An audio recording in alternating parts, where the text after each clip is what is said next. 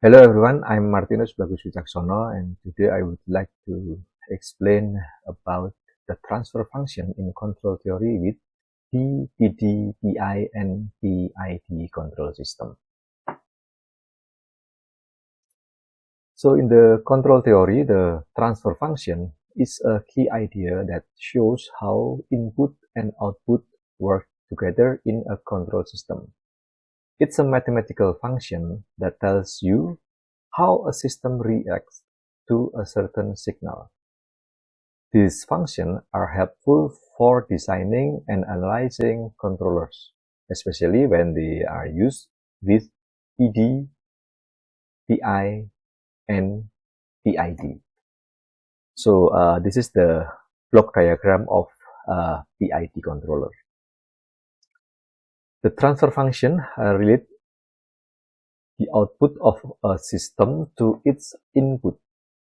It provides insights into the system's behaviors and is crucial for controller design. The transfer function is represented by a ratio of polynomial in the Laplace domain. So this is the block diagram of the controller and the plan, and then this is the Laplace domain or Laplace transform. So in understanding transfer function poles and zeros are key elements of a transfer function. Poles represent the system's stability and determine the response characteristics. Zeros indicates the points where the transfer function becomes zero.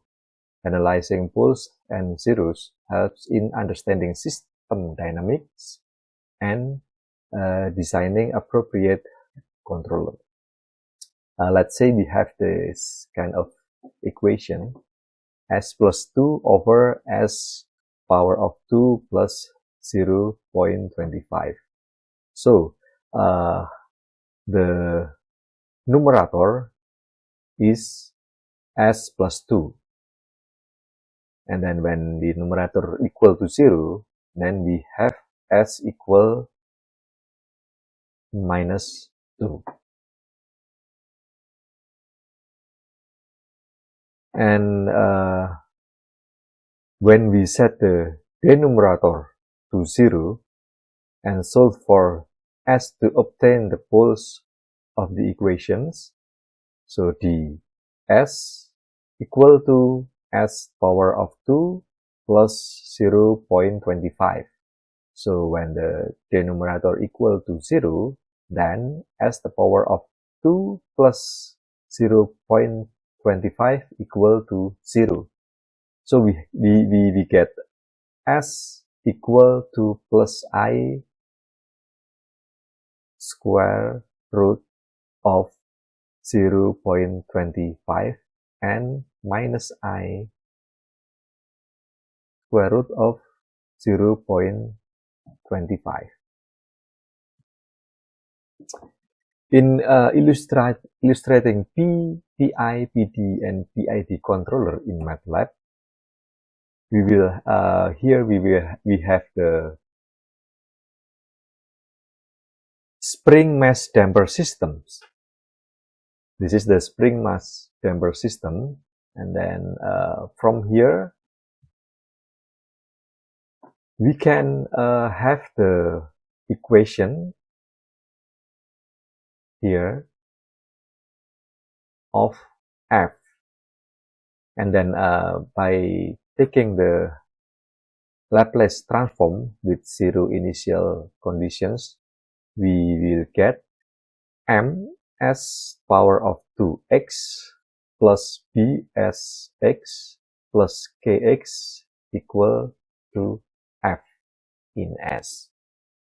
And then the transfer function between the output xs and input fs is 1 over ms power of 2 plus bs plus k. So by assuming that m equal to 1 kg and then d equal to 10, k equal to 20, we have the equation equal to 1 over s power of 2 plus 10 s plus 20. So in the MATLAB, we can type our transfer function here, and then we can figure out our step response by typing the step G.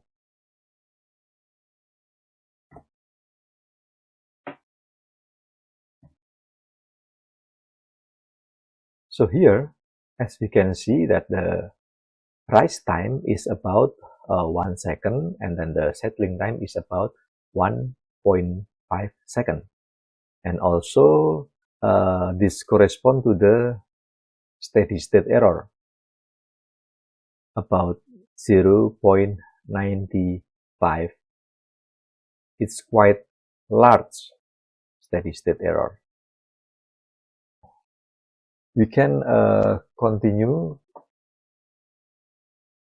by using the proportional controller. So we can tune the system using proportional controller. Here, the signal that tells a control system what to do is proportional to the error signal in proportional control. So the error signal is the change between the signal that comes in as the reference and the signal that comes back from the output. So this is the block diagram of the proportional controller. Here is the signal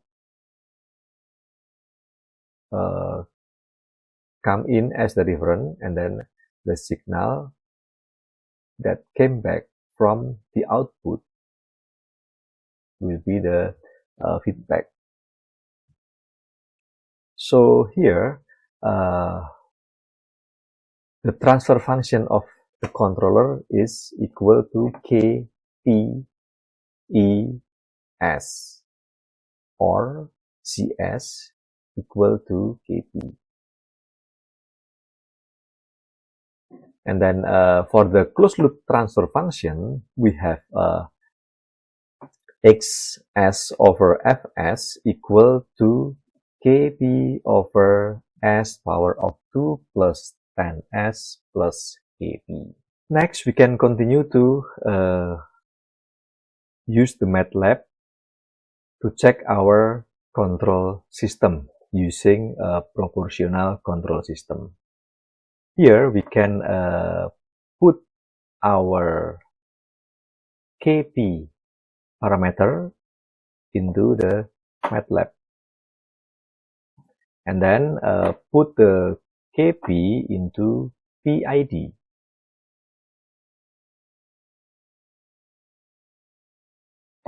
Next, we can continue to type our transfer function here, and then the feedback as well.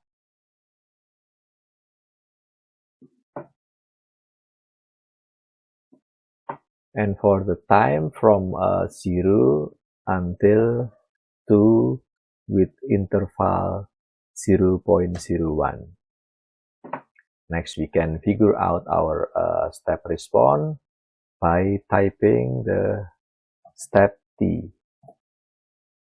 So here we have the step response that Kp reduce the rise time, but increases the overshoot. And Kp also reduces the steady state error, but never eliminate it completely. So there will be still a steady state error in our system. Next, we can continue to PD.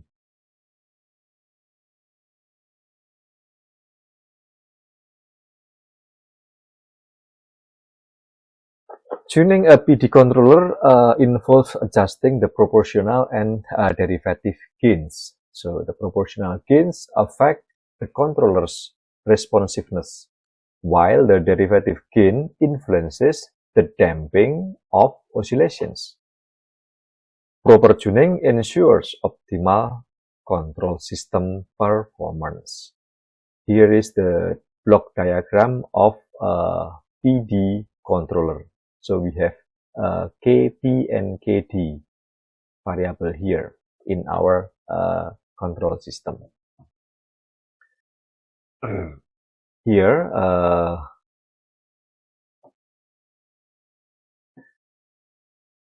for the derivative control action, consists of proportional error signal added with derivative of the error signal here. And then we will have the transfer function equal to Kp plus Kds. So for the closed loop transfer function will be Kds plus Kp over s the power of 2 plus 10 plus Kds plus 20 plus Kp. So assuming that Kp equal to 500 and Kd equal to 10, then our closed loop transfer function will be 10s plus 500 over s power of 2 plus 20 s plus 520. Next, in the MATLAB, we can check our PD controller, but here without tuning. So we can type our parameter Kp and also Kd into the MATLAB. Kp equal to 500, Kd equal to 10. And then put the Kp and Kd into PID. And also we can type our transfer function and the feedback as well.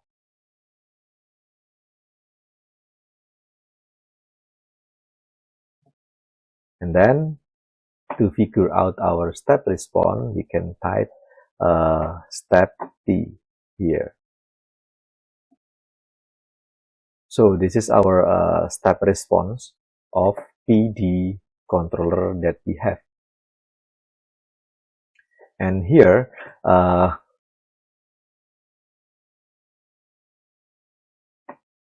the derivative controller reduce both the overshoot and the settling time, and still had a small effect on the rise time and the steady state error.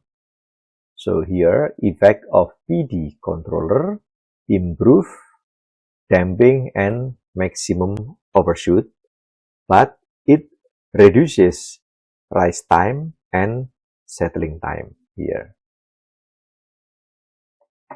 So for the PI controller tuning involves adjusting the proportional and integral gains.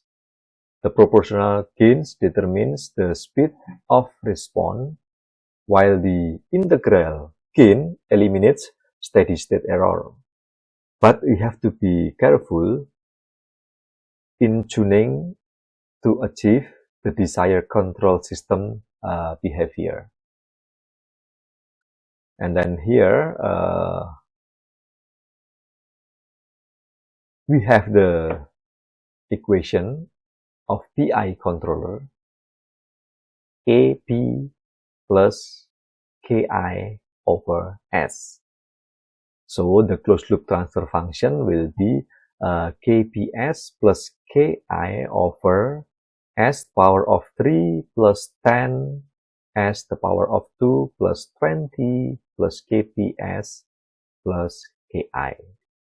So let's say we have Kp 20 and ki parameter equal to 70, then we have our closed loop transfer function will be 30s plus 20 over s power of 3 plus 10 s power of 2 plus 50s plus 70. We can check the system response by using the MATLAB. We can put the Kp and Ki parameter into MATLAB here. Here is the Kp equal to 30 and Ki equal to 70.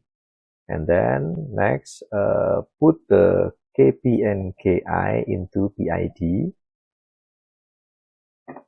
and determine the transfer function and also the feedback.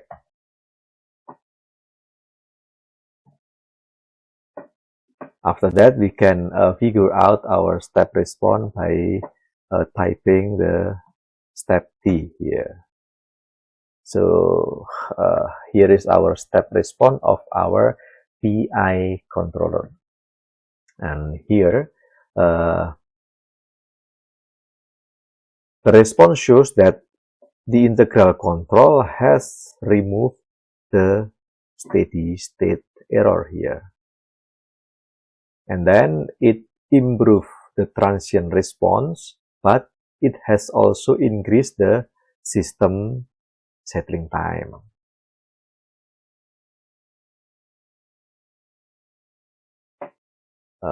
In other words, that PI controller reduce maximum overshoot, but it increase the rise time.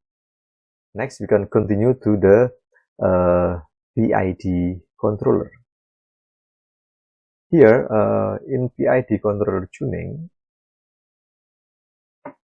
a PID controller involves adjusting the proportional, integral, and derivative gains. The proportional gain affects responsiveness. The integral gain eliminates steady state error, and the derivative gain improves stability. So finding the right balance is crucial for optimal control performance.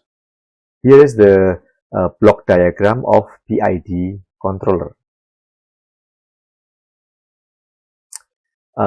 In here, so for PID control, the actuating signal UT consists of proportional error signal added with derivative and integral of error signal ET. And here, this is the this is the transfer function of PID. So here, US over ES equal to Kp plus SKD plus Ki over S. So the closed loop transfer function of PID will be KDS power of 2 plus KPS plus Ki over S to the power of 3 plus 10 plus KDS power of 2 plus 20 plus KPS plus Ki. Assuming that Kp equal to 500, Ki equal to 400, and Kd equal to 50, then we have our closed loop transfer function equal to 50 s power of 2 plus 500 s plus 400 over s power of 3 plus 60 s power of 2 plus 520 s plus 40. Next, in the MATLAB, we can check our PID controller. So first we have to put the Kp, Ki, and Kd parameter into MATLAB, and then also determine the transfer function that we have, and then put those all parameter Kp, Ki, Kd into PID, and then the feedback as well. You can determine the feedback here. And next is figure out the step response. You can type the step here with t from 0 to 2 with interval 0.01. So this is our step response of our PID controller. So here, as we can see that the PID controller has removed the steady state error and decreased system settling time while maintaining a reasonable transient response. So in the general rule, PID controller is adding proportional control to get the desired rise time, and then add derivative control to get the desired overshoot, and also add integral control to eliminate the steady state error. So the purpose is to improve stability as well as to decrease steady state error. So this is the end of my presentation. Thank you for your kind attention.